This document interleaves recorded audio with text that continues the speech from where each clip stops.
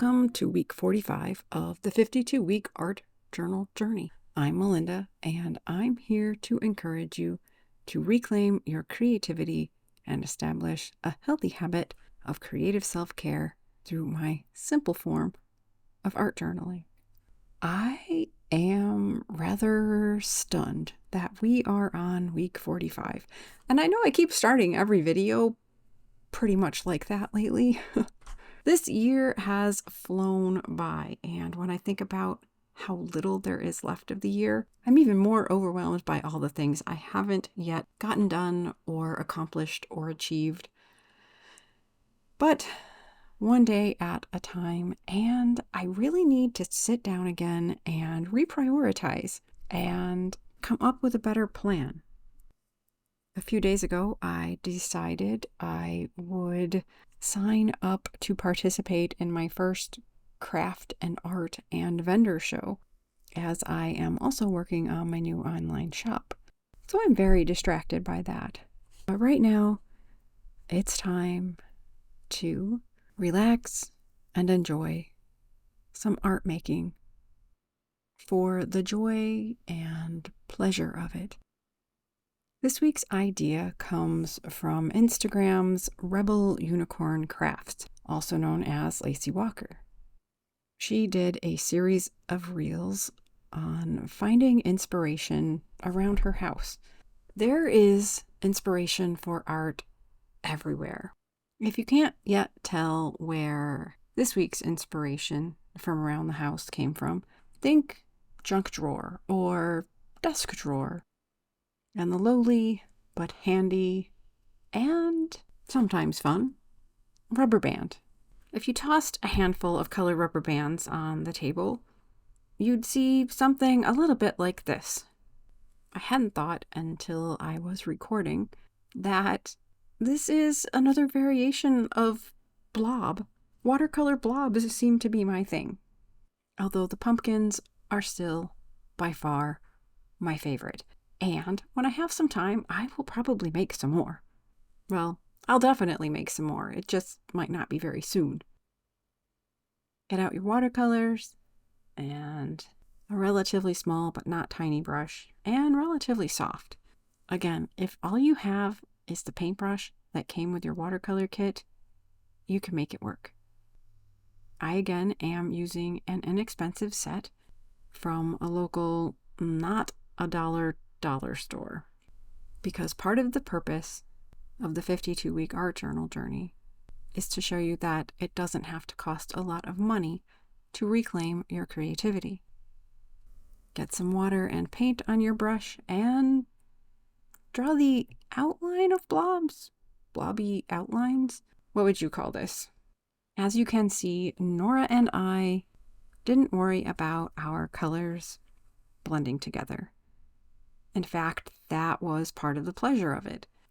I did really like the look, however, of when Lacey would let some blend together and dry them so there was more definition.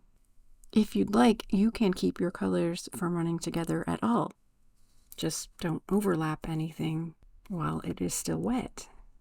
As always, do this project however works best for you. Have fun with it. As you can see in the second run Nora and I did of this project, she tried something else to come up with an effect she was going for. If I had had time to do this one again, I think I would have had some drying time, so I could have some blending and some not. I actually planned to do that. I'm just out of time. I've been making a lot of art, but this was it for art journal time. As I mentioned, I am getting ready to officially sell my work for the first time. And it's exciting and scary and a little overwhelming. Is a little overwhelming an oxymoron? Regardless, I'm having a lot of fun, but I'm also having some art time that's a little frustrating. Unlike in my art journal, there is pressure with this artwork, and that's okay, as long as I don't let it be too much. or fall too far into the pit of imposter syndrome. Quite a few things have gone sideways today in my working on art items to sell. And I'm on a time crunch, and there are many other demands on my time. Which brings me to this week's art journal prompt. As I mentioned, I have realized I need to take a step back and look at everything I need to accomplish before the craft show, before my shop goes live, before the holidays, before the end of the year, and make some decisions. And based on those decisions, make some firmer plans. I know I need to approach things a little differently. I have again been falling victim to tyranny of the urgent. It can feel like all of the stuff has more control over me than I have over all of the stuff. And as we've talked about before, some of the stuff is very important. Some of it, not so much. That's what we can journal about this week. How are you feeling about where you are this deep into 2023? Where would you like to be when 2024 rolls around? How would you like to feel? What things are necessary to accomplish what is most important to you to accomplish and make you feel good about where you are, and not just what you have accomplished, but the way in which you've done it. Sometimes shortcuts can seem prudent. Sometimes we make short-sighted choices so we can feel something good in the moment. But in the long run, we are actually disappointed in ourselves, or we miss out on something better. Sometimes we don't put in the hard work where we should.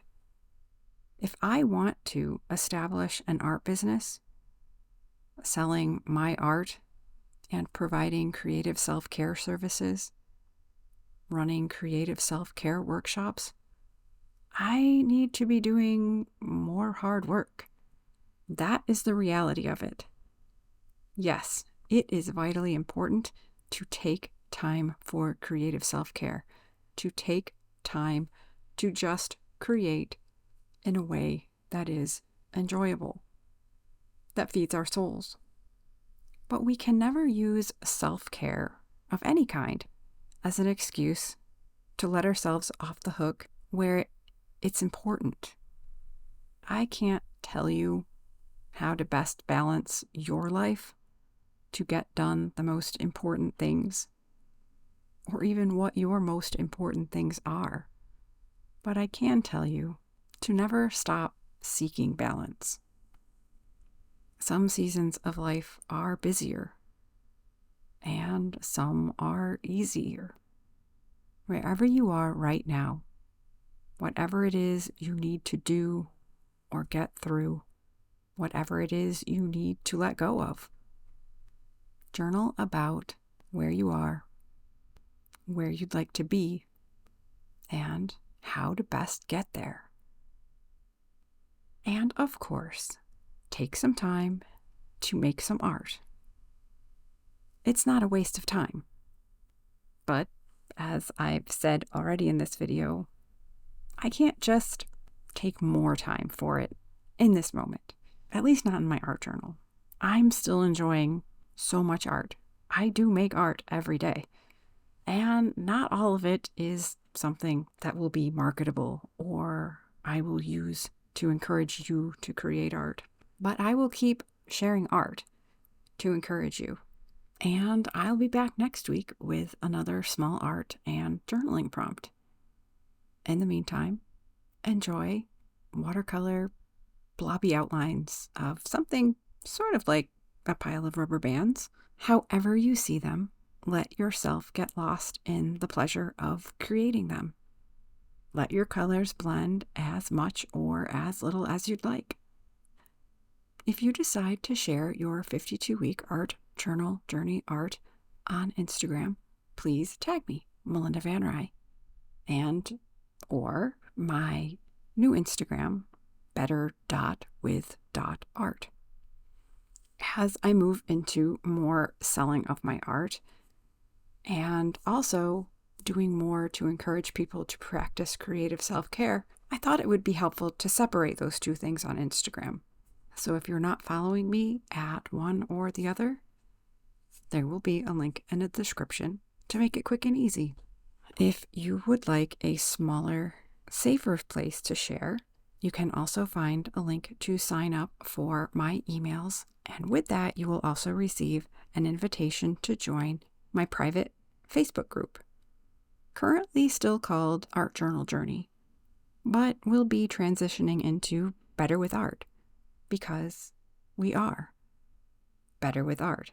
I know I am, and I know you are. I would love to see your creativity. Thank you for the opportunity to encourage you to take time for creative self-care.